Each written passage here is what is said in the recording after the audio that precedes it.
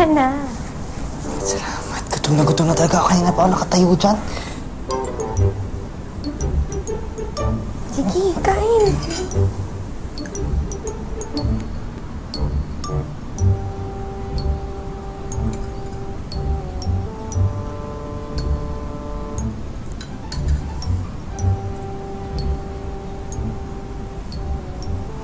Kaya naman kayo ng mga to? Oo. Oo, naman ako. Hindi. Ayaw nang ganun. Hindi ko kaya kayo. Ako rin naman, hindi ko gusto yan. Si Mami lang naman may gusto niyan para sa akin. Hindi lang ikaw yung nahihirapan. Lahat tayo, may kanya-kanyang problema. Payat man, o mataba. Ano na ba plano mo? Hindi ka naman pwede magstay dito ng matagal, Butchoy.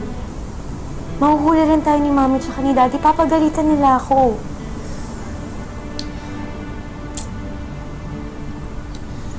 Alam mo, Charming, hindi ko alam eh. Kasi talagang hindi talaga makapag-isip kung walang laman yung tiyan ko eh. Pakainin mo muna ako eh. Hindi ko kaya kainin to. Nakugutom na talaga ako, promise. Wala mo iba?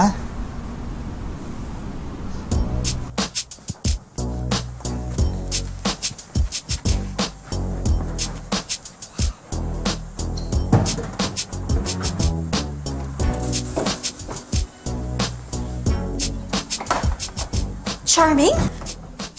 Ma. Butchoy? Ano ibig sabihin nito? Ikaw, Butchoy, lagi mo nalang dinadamay anak ko sa mga kalokohan mo! At ikaw, ha? Nagawa mo pang magsinungaling sa akin? Tita, hindi po. Kasalanan ko po ito lahat. Please, magpapaliwanag po ako sa inyo. Magpapaliwanag? Ha? Lahat kami sa'yo naghanap! Andito ka lang pala! Pinaglololoko mo lang kami! Ma, sandali, pwede ba? Yan po problema sa inyo, hindi kayo marunong makinig.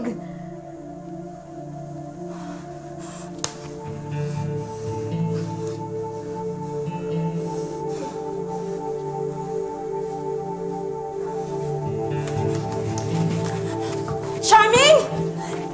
Leandro!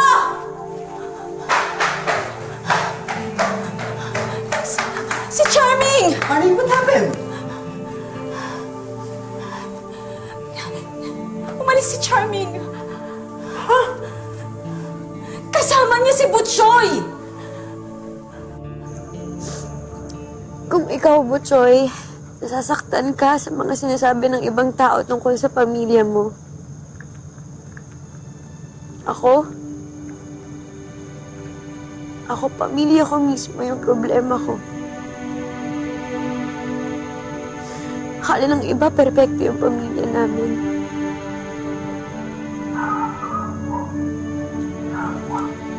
Mga bata, gabi na.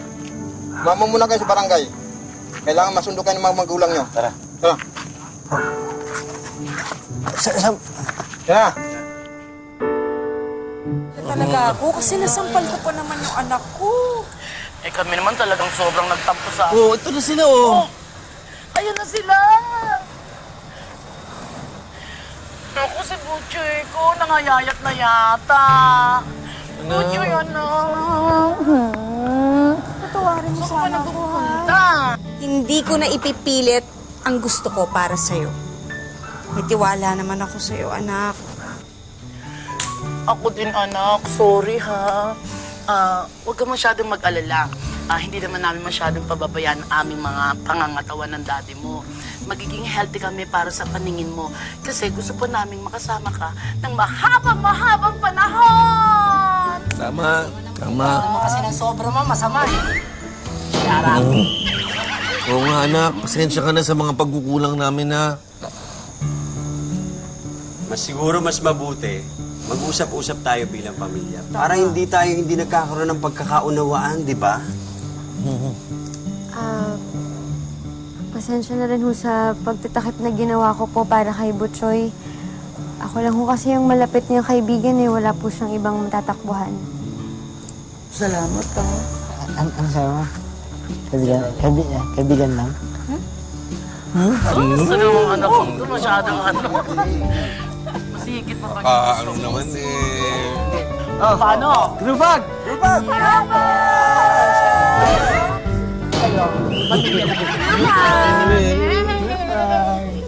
Grupo! Tawagan pa kayo.